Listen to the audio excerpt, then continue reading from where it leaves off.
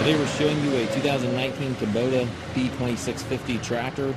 Tractor has a cab with heat and air conditioning.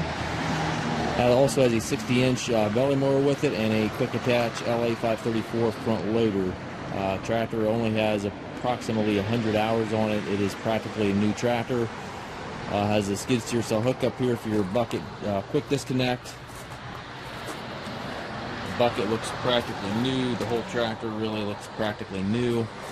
Again, the cab is climate controlled, has heat and air conditioning.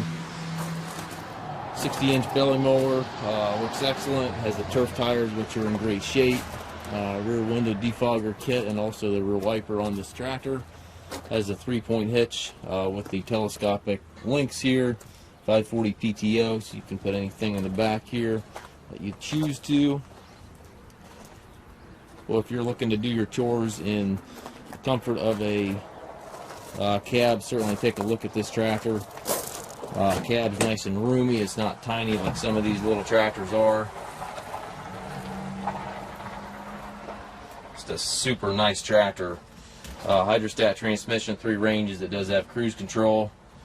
If you have any questions regarding this unit, please contact us at maskedtractor.com.